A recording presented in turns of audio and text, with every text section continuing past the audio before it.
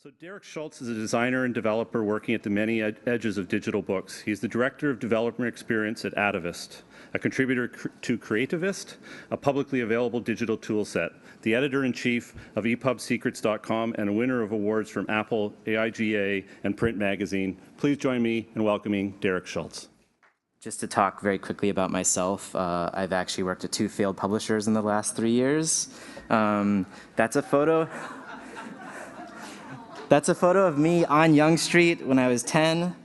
I've only ever been to Toronto twice, so then and now, and he needs a cat sweater, I think. Okay, so as I said, I worked for 2 different publishers that were working essentially in the digital space. First one was this place called Open Air Publishing.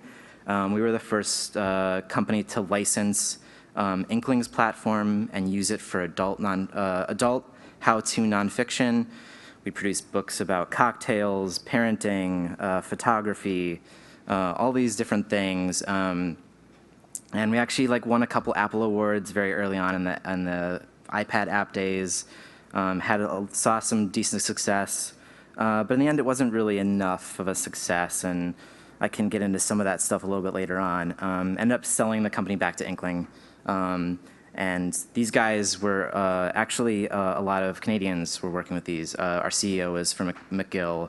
And just to sort of point out, this was such a startup-y company that I was actually the only person with publishing experience, and that was having done random art books as a designer. And now about half the team works at Uber. So I don't know, take that to be whatever you want from there. After Open Air, I moved on to this company called Atavist Books. And yes, those dates are correct. It lived from 2014 to 2014. Atavist Books was a really great idea. It was founded by a wonderful editor, Francis Cody, Barry Diller, so it was actually an IAC company. They own Vimeo, they own College Humor, a bunch of other big media things. And the idea was just to really take Francis's ability to work with amazing fiction authors and find a way to get them to create things in the digital space. But as sometimes what happens with big companies like IAC, they were sort of unhappy with sort of where it ended up being and thought that the space wasn't exactly where they thought it was going to be, and ended up closing us down. So our first title was in March with Karen Russell's Sleep Donation, and our last title was a print title called Dear Thief, which came from the UK. But we did some really cool things in the middle of that. And actually just this week, one of the Gawker properties wrote about our book called The New World and said, if you're going to read any digital ebook, this is the digital ebook to read. So still kind of cool. Now I work for a company called Atavist, and yes, I realize that's really confusing. Atavist is a separate company from Atavist Books, but we had a partnership. Atavist Books was using the Creativist platform. Yes, Creativist is another thing that Atavist owns, in addition to this thing called Atavist, which is a magazine. So believe me, I'm as confused as you are about all that. So when a lot of people have come up to me and said, "Oh, I'm really sorry to hear Atavist closed. Where are you working now?" And I was like, Atavist. But anyway, I digress. So yeah. So I'm sure probably a lot of you are thinking all right, this guy's worked for some failed companies. Why the hell do we have him up here? And the best I can give you is sort of this. When I started doing all this, I was reading about 5 books a year in total. And those are mostly big design tomes, beautifully, richly designed books. And just a couple weeks ago, I did this art project for a friend, and I ended up going back and looking at all the books I read last year. And I read over 40 books, and that was almost entirely on my iPhone, either in bed, on a subway, in an airplane. So in this, I feel what's the hair club for men? I'm not just the CEO, I'm a proud user. That's sort of how I feel, and I'm now a little self-conscious about my hair. But I mean, this is sort of, I actually do believe in this stuff, and I think that there are, it's a slower process than I think any of us expected. But I really feel there are people who are really die-hard into ebooks and digital books, and I think the digital book space has this great opportunity to become something that is a part of publishing, but isn't the only thing in publishing. So how do I start from there? I'll start with some facts, real facts. startups are stupid. Like they're such a terrible idea.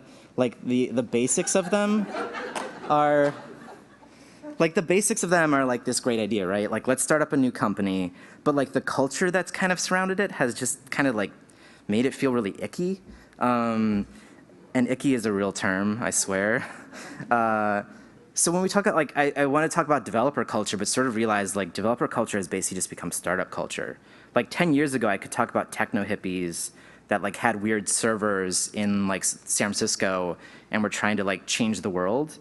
And now we have companies that are, like, trying to help you do social mobile, like, share a photo of your cat. Which is great, I love those apps, but, like, not necessarily the same thing as, like, world changing. And I think that can kind of be summed up with this idea of, like, this was Facebook's motto up until like 6 months ago. And the idea is move fast and break things. And like, in the startup world, like that sounds great. Like, yes, we're gonna break a bunch of stuff. But that's actually terrible. Like, I don't want anyone like coming into my home and like running around and breaking stuff. Like, that's actually kind of like, it's rather like insidious to actually do this. Now Facebook's motto is move fast with stable infra. I don't.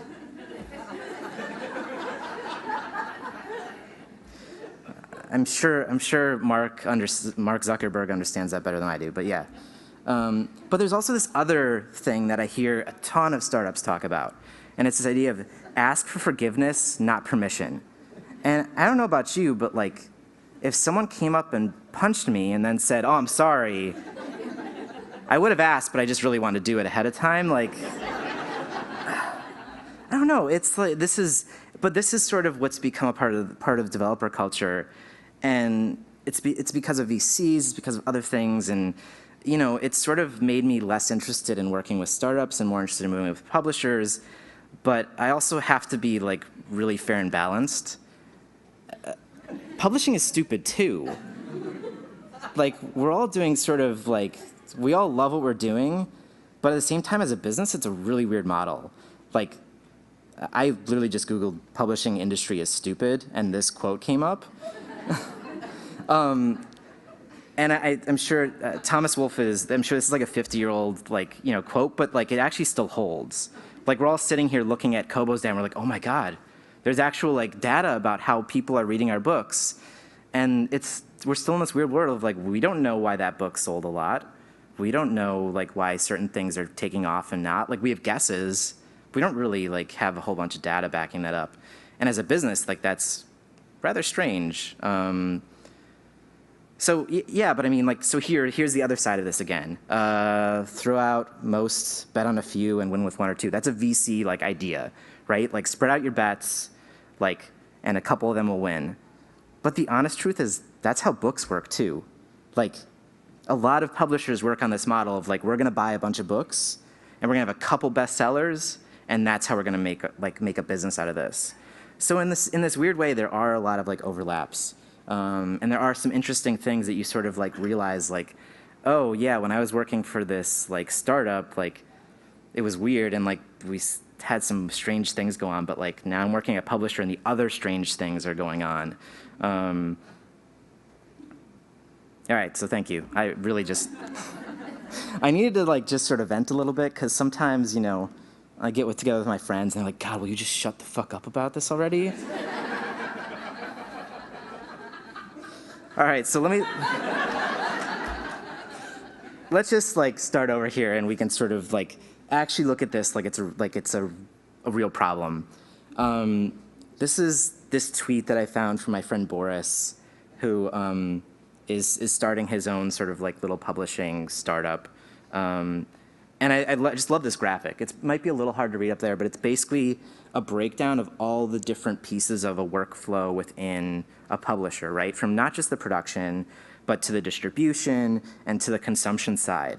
And his point was basically like, you could stick a team of developers on any one of these areas, and they would help fix, or at least make some things more efficient, maybe change a couple other things. Like, it's a really interesting idea that like publishing has these huge webs of all these different pieces that they connect to. And if you, as a developer or something, could say jump into like the distribution chain and say, well, actually, if we digitize this or made an API for this, like we could save you a little bit of time, probably some money, and maybe get people more access to books. Like that's kind of an amazing thing. Like sometimes startups like just come out of nowhere and we're like, I think people want to tweet 140 characters, and I just think people want to do that. Like here, there's something wonderful. There's a rich history that already exists in publishing that a developer can just come in and say, I kind of love books too, and I bet we can like maybe make some of this stuff a little better. Maybe save some people some headaches, that sort of thing.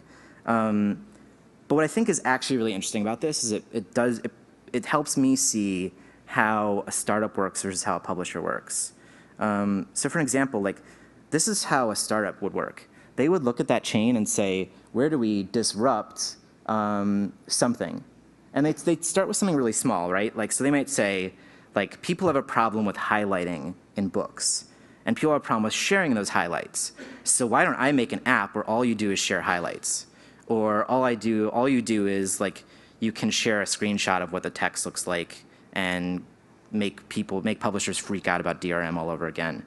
But it's a very interesting little project. Like, they start with something so small and try to, like, build up a mass around it. And that's like the first year is just trying to like create this one little thing that everyone loves. And then year 2 and 3 is like expanding from that. So they're sort of working backwards, right? Like they're, instead of like looking at like how do we change the whole production supply chain, they're like how do we fix highlighting? How do we turn that into something like being able to add a review with a highlight, or being able to share like your review and a highlight? So it's a really interesting little thing that like startups sort of work backwards. They start very small, and they do a lot of little things to see if this is a good area, see if this is going to work.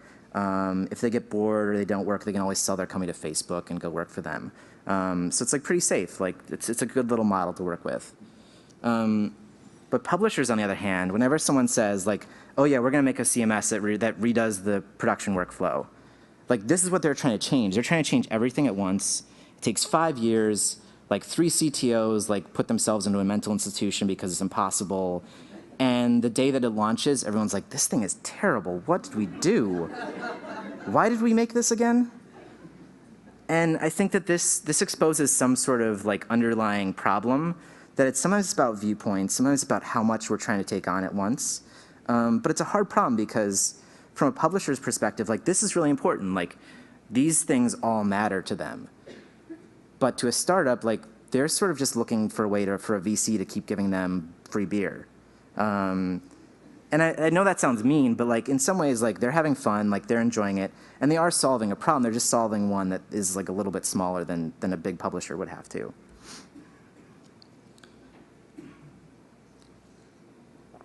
So like I said, I think that actually does really sort of explain the difference in cultures. And with all that being said, like I've worked at a bunch of startups. Prior to being in publishing, I've worked at a publishing startup, and I've worked at a much more traditional publisher that was being started up, even though we wouldn't necessarily call it a startup. And all that's sort of given me some time to just sort of see some things, see some perspective. I now work for a platform where we actually can allow publishers to use our tools to publish their own things. So it's sort of given me a meta-level view to sort of begin to say, well, look, I learned a lot of these things, and maybe, like, I found out that this was kind of a bad idea. So maybe if you're just jumping into this, I can offer some insights. It might not actually be true for you, but I can at least offer some thoughts. So here are literally a bunch of random thoughts. Some of them are sequenced, but for the most part, it's just going to be all over the place. This is just a life thought, but it also applies to publishing. I can't tell you, like, so Atavist Books as a production facility was open for about 9 months, and there wasn't a day where I didn't go in and change something drastically. And I think that that's sometimes hard for an industry that has, in relative terms, been very stable. That to now understand that, like, wait, we need to market on Facebook, and then, oh, wait, actually, we need to market on this thing called Snapchat, or, like, I don't know, we need to set up a Tinder profile for our books? Like, that seems weird. I would totally use a Tinder for books, by the way. I don't know, whatever. So I'm going to go find a VC after this. Yeah, I mean, so this is, this is obviously, I think this is the same thing. Like, everyone hears this and is like, yeah, yeah, yeah, yeah, yeah. But it's kind of true. Like, and this is something I actually take some excitement away from. Like, the fact is, like, the ebook that I made 6 months ago is going to be different than the ebook I make today. And the way that our editorial team at Atavist Books worked on day one was very different than the way they worked on day, I can't do math today, so 250, let's just say. So I think that this is actually something you can embrace. Like, you can embrace this idea of constant change, and really what you need to do is find a framework that works better to accept change, find a solution to it that doesn't require 10 meetings and people flying across the globe, but can work a little bit more flexibly. Maybe I'll talk about that a little bit later. Let's see. All right, thought two. Every time we talk about digital publishing or publishing with digital developers, eventually people talk about Amazon, they talk about ebooks, but I haven't heard anyone talk about this. Like, people lost their jobs through that Sony hack. And I think that this is still something that, like, okay, you can hire a developer to work on an ebook, you can hire a developer to help, like, build out your production workflow, but maybe you should also make sure you hire a developer that, like, is making your email secure, or, making sure that your contracts aren't being stolen and then being published somewhere. So this is another thing, is, like, don't just think about the developer as, like, this little guy that, like, he works in this other office and therefore, like, he builds our ebooks, but we don't really ever have to talk to him. Like, you should be thinking about using developers on, like, a much larger scale. And maybe you can outsource this to someone, maybe you can't.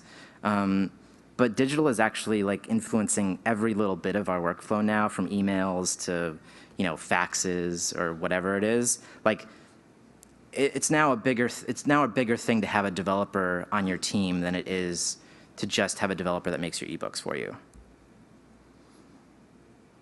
I was begging for help basically at some point. My friend Alan said the only rule is only the paranoid survive. He works at the New York Times. I don't know if that actually, like, correlates, or if there's a reason, like, he learned that there, or if that's just his own personal mantra.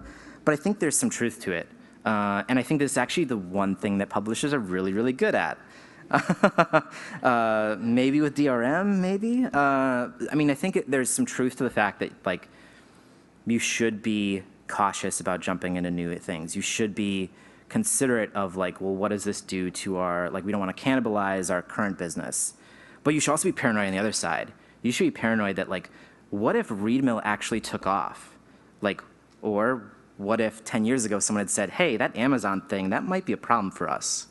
So I think it's worthwhile to consider being both paranoid about your current business, but also paranoid about what your future business is going to be. And I don't know why a developer is telling you this, but that's my idea. I stole it from Alan, actually. Speaking of the Times, this is something I've just sort of noticed in general, is that newspapers' digital strategies are, like, 10 years ahead of what publishers have to worry about. Some of that has to do with the fact that the web, like, really hit them a lot harder and a lot quicker because of length of articles, the way news gets spread versus books get spread. But I think it's really valuable to think about what a publisher is doing now versus what maybe a book publisher should be doing. So, for example, if you think about paywalls are essentially a subscription plan. And that, the New York Times, like, big paywall subscription thing was, like, 5 years ago, and that was a big hullabaloo. And now we're hitting this thing where Amazon is jumping to subscriptions, Oyster exists, Scribd exists. So you could have sort of seen these things coming because of what was happening to newspapers. There's no direct correlation, but there's at least something there that says, well, maybe we can look at what, people who have already faced this business model is. I think we talk a lot about the music industry because of copyrights and other things, and we say, well, look at what happened to them as, like, some sort of fear-mongering system. But I also think, like, newspapers are a great model to look at as a way to sort of figure out, like, well, what did they do? Like, how are they thriving? And some of them are thriving, some of them aren't. And there's some other new journalism things like Gawker, The Verge, or, well, Vox Media, that are coming up, and they're doing amazingly well for themselves by adapting to what the web needs as a model for journalism. I'm going to quickly jump here because I think this is sort of the thing that I can actually talk about with some knowledge. which is building tools for your team, whether it's building a CMS that generates an ebook or building something that helps your editors do their work a little bit faster. And this is the one thing that I will say startups have actually figured out and is something that we should really look at adopting within publishing, which is start small, then build your crazy tools on top of that. So like, don't try to build that like nuclear rocket like day one, especially if you've never built a rocket before. Like start by learning how to like light a match. So yeah, I mean, I think this is the same thing. I mean, this is something that we actually saw a lot of Atavist books. One of the big things with Atavist books was that we decided we weren't going to adopt a lot of the traditional publishing outsourced tools, which meant we were doing our own direct to retailer submissions, which is a total pain in the ass. I can see why everyone uses a different system now. But, you know, so, and here's the thing is like we decided, okay, we need our own metadata storage system. So I was telling people yesterday that I made my junior developer sit down and literally write down every field that every e-tailer requires and put it all in an Excel spreadsheet with the type, what the field is, what the field type is. And I think he had like 1,000 fields by the end of this thing. So we sat down and we built a very simple tool that covered 80% of those. We knew that some of those things were outliers, and if we tried to build a system that actually worked for everything, we were going to be stuck in development and QA for like 3 months. But we instead gave the editorial team something that they could use, would solve a bunch of their problems, and then those weird outliers they only had to spend, you know, a little bit of time on. So this is really my next point as well. It's not about the perfect tool, it's about an optimal tool. I'm just going to quickly show you, I don't know if there's actually a really name for this law or this idea, but there's this really wonderful XKCD. Let's see if the internet's working here. It is, cool. This is a wonderful little chart that basically said, and this is like a developer mantra, like how quickly like do I automate this or do I not? And here's like this funky little chart that says how often do I do this? How much time does it save me? Should I automate or should I not? It's a really interesting little tool, and I try to apply it not just to work at my publishing groups, but even into like life things. So again, like this isn't necessarily to disrespect publishers, but it is to sort of point out some things. Almost all of us are trying to solve the same things. We're all trying to solve the fact that most ebook rendering is shit, and yet we're all doing it by ourselves, and we're not sharing code with each other, and we're making all of our lives hell, whereas instead we could all be working together on these things. For example, like I created this like thing on GitHub, which I'll talk about later, okay? Don't worry if I said GitHub. It's okay, we're gonna get there. I'll also say command line, so don't worry. I set this thing on GitHub that is just like a list of like rendering issues. So anytime anyone that is an ebook developer has a problem with their device and figures out what the problem is, they just list it there. And then other people from the ebook production world jump on there and say, oh, you can fix that by doing this hack. You can fix that by doing this. Yeah, this is completely unfixable. We should try to reach out to someone and try to solve it. And honestly, I kept that from my bosses at Atavist Books because I was sure that was going to create a problem. I'm saying that now, and they're going to see that video feed in like a month. So we'll see. See if I get a fun email. But yeah, I mean, this is one of the problems is that a lot of traditionally entrenched publishers are afraid to share how they work. But the truth is, most of us developers know how each other is working, but we just don't have the time to actually make things. You know, the great thing about development resources is they're all online. Like I can Google search how to fix a bunch of ebook things. Maybe someone has solved it, maybe someone hasn't. But this stuff is all out there, and most of these things are built on open source tools, so you don't own the IP to them, sorry to say. So you know, this is a problem. But the thing is, and we started to see this with IDPF, if we all get together in a room and say, as a big publishing group of people, what are our biggest concerns? How can we, you know, split up our time across all of our development teams? How do we make this all happen? And I get a lot of small publishers that ask me like, you know, I'm a small publisher, like I can't hire my own developer, what do I do? I actually just saw that Verso Books was hiring a developer to work on both Verso Books and on New Inquiry, which is a magazine founded by Verso Books editor-in-chief now or something. They're finding a way to sort of collaboratively like hire an individual developer to do a bunch of work across a number of things. And I think that alone could be an interesting model. So yeah, just give it some thought. Okay, I said I was going to talk about GitHub, and it's time. Everyone can like grab the table. Open source tools are actually really amazing from a developer perspective, not because they're free, and not even necessarily because they're open, but because they create a community around things. And the best thing that you find with development is that we all talk to each other, and we all solve each other's problems. And one day I'll be begging for some resource on how to fix this, and someone shoots me an email and says, you can fix that with this. This guy wrote a blog post about it. And the next day they're begging me for something that I can help them with. So think about like development not just as like these final projects that need to be made, but as building a community. And one of the things that I found a lot was like my friends were telling people to buy Atavist Books titles, in part because I'm their friends and I would guilt trip them if they didn't, but also because like I said, like, look, Atavist Books is paying me to solve a lot of your problems too. And they said, oh, that's great. Yeah, you're right. Like, this book looks great, and you helped me out a lot with it. So it's this weird, like, sort of potential marketing thing. Maybe not. I don't know. All right. So I had the same slide in yesterday's presentation. I'm going to have it here again. If you're a publisher and you have a website and you're not selling your own books, I don't know what to tell you, but, like, please stop and start selling your own books. The world opens up when you have your own dedicated place.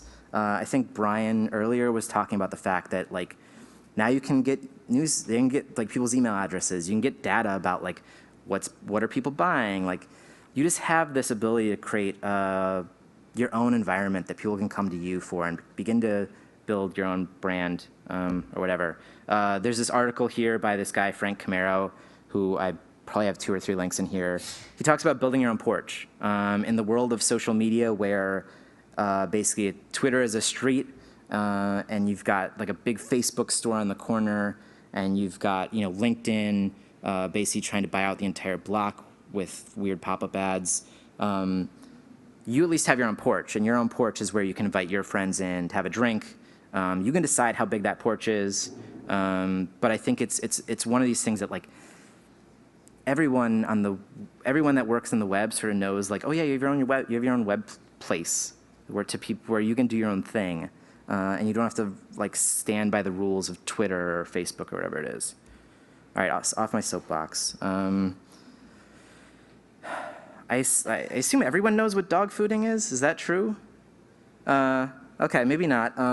Eating your own dog food or dog fooding is the idea that you use your own products. And basically that if you don't like your own product, it's very likely other people will not like their own product.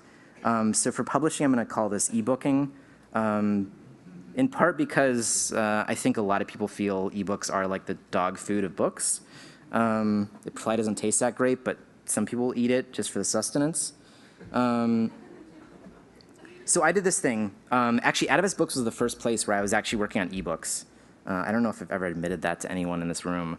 But anyway, so I did this thing where I actually, because we had a nice source of funding, I bought a stack of devices. And every weekend I would take home a different device, and I would force myself to read a book on that device. And honestly, I liked some of those devices. Like, I may have hated Nook's rendering, but I actually really enjoyed using that device. And I think what it helps you do is it helps put in perspective, like, this is the environment that various people are reading on. Like, yeah, like 75% of people, at least in the US, are reading on Kindles, but not everyone is, and not everyone has the latest model, those sort of things.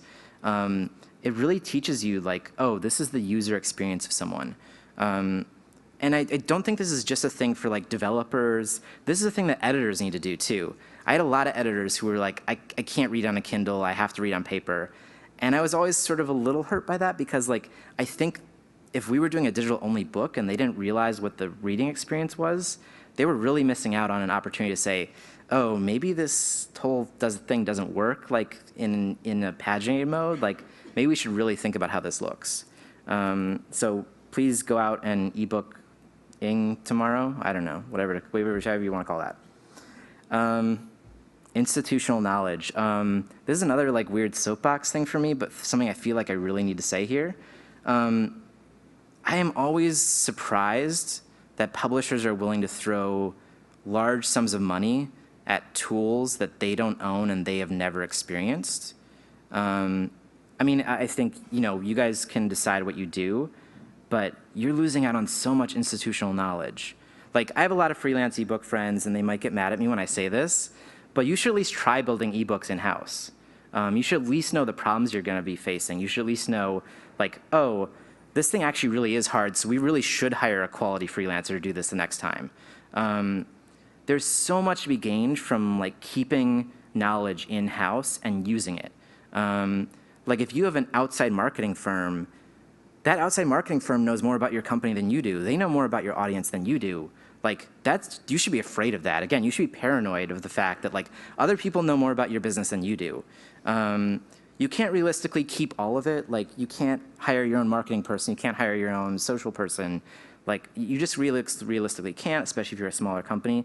But you should be able to figure out like what is core to this business that I need to know about, and you should fight to keep it. And I'll talk a little bit about some of these things in a minute. Oh yeah, here we go. Okay. If you decide you do want to hire developers, or you do need to build some tech products, here are just some random thoughts I have and on sort of experiencing that.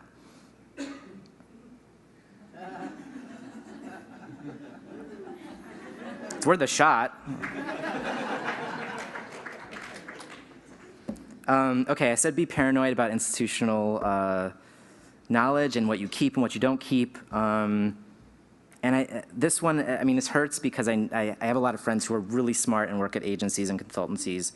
But I think you have to be wary about, like, what are you paying for? Are you really paying for this tool? Are you paying just upcharges? Do they care enough about your business to build a tool that you actually need? I can't tell you how often I've worked with outside agencies where the thing is they want to make something cool, but they do not give a shit about what we actually need. And I realize I'm swearing a lot. That's another developer culture thing, I think, maybe. But like, I think it's really key that you understand that like sometimes a consultancy is their own business. Their job is to make money by continually making products. And sometimes the best way to make a product is to make it fast and hand it off. But sometimes it's not to sit with you for a year, which, again, don't do a project of that scale, but sometimes it happens. Their job isn't to like make sure that it's exactly what you need a lot of times. So just keep that in mind, and maybe you should hire someone in-house. Maybe you should bring someone in for a short duration of time to really sit with you and understand how it works. Because I can tell you as a developer, like getting an email from someone that says, I really wish this tool did X, Y, and Z, is not the same as me sitting down next to my editorial assistant and saying, well, what are you trying to do? And she shows me, and I say, wow, that's really hard. I bet I could solve that for you. They're so different. They're so vastly different that I think you really have to understand that like the human connection there still matters a lot. Here I'm going to give you guys a good one. You can definitely tell a developer to fuck off. And because, like, here's the thing. In startup culture, we've sort of deified developers. Like, they're now the cool guys that they know how to write Node. They know how to write Rails. They know front end. They know back end. They're the full stack developer. They're a god. But in publishing, like, it's not the same thing. Like, your job isn't to make sure Twitter is running 24/7. Your job is to make sure that you make a great book that is readable on all devices, or to help the editorial team. Like, you're really a part of a team, and I think that's great. But I think it's also sometimes it's weird when I read stuff that's like, we're looking for a ninja, and I'm like, well, that's cool, but like, you don't want a ninja. Like, a ninja is like hiding, and they're always hiding. Like, you want to see that person. Here's another soapbox thing. I don't believe writers need to be coders. I vehemently do not agree with that. I learned that from Francis Cody at Atavist books. I used to have this feeling like, man, if a writer knew how to write HTML, my job would be easier. But that's the thing is, it's not their job to make my job easier. So there's a group of people out there that say writers need to learn Markdown. writers need to learn HTML. I just don't buy it. Like, as a developer, I can very easily convert your Word document to another format. I can easily work with whatever you're working with. Sometimes I'm going to grumble if I have to use an InDesign file and it's going to take me a week to write some scripts to get it out of there, but I can do it. And the thing is, especially at Atavist Books, when I read something that was beautiful and great and this amazing piece of work, I was like, I'll peel that dude's grapes if he just keeps writing. Like, whatever he wants, like, I'll find a way to support that. Last little thing, please let us take pride in our work and talk about it. Like, again, like, you would gladly send an author to a conference and talk about their book if it meant they sold more books, right? So, like, as a developer, like, if I go somewhere and say, like, we built this great tool, here's all the things that we learned about it, like, and it produced this beautiful book, like, at least someone in the audience is going to buy a copy of that. And you saying, like, actually, I don't want you talking about that because that's private internal work. Again, it's probably not. Like, we're all using the same code bases and stuff. Like, we can probably figure it out. I could probably reverse engineer someone else's ebook if I really felt like it. So let us talk about it. Let us take pride in the work that we do because it makes you look better too. And then this last little thing, I'm just going to talk a little bit about the web and how it applies to publishing, because I've been talking a lot recently about how I want publishers to publish more on the web, whether that's through things like content marketing or actually publishing your book on the web, which I really believe you should do. So anyway,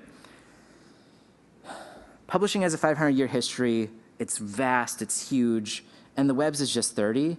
But if you actually look at like the speed that we've been moving at, that we're probably at the same scale of how much data and how much history is involved.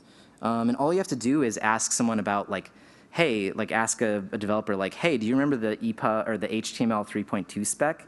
And most of us will be like, I know, when was that? That's basically the same as asking someone, like, today in production, like, if they remember doing letterpress on a woodblock, printing machine.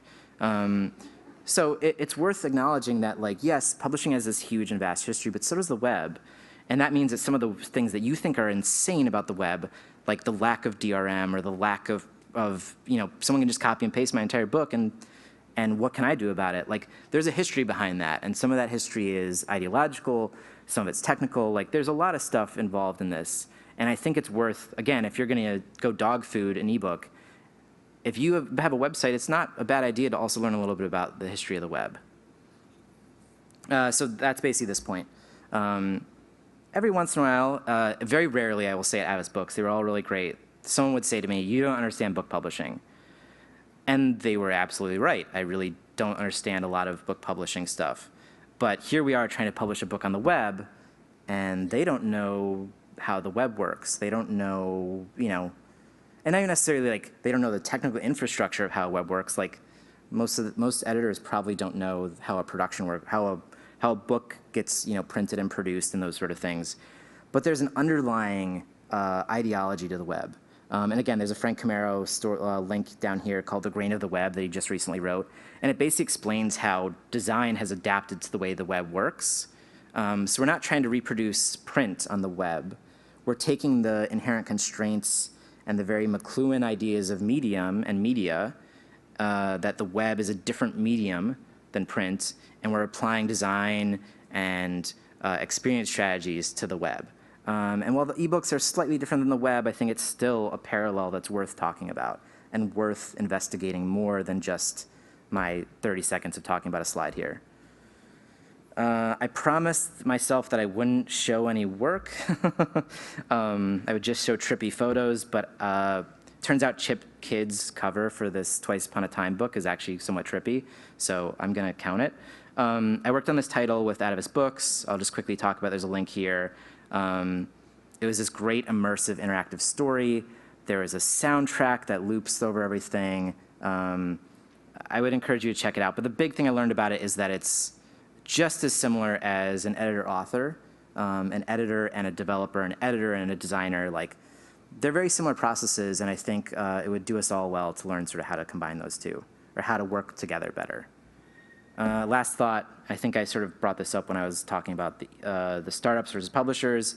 It's better to do a lot of small tests than it is to do a big failure, which I'm hoping was not this talk. So yeah, again, feel free to find me afterward and we'll talk more about it. Thank you guys.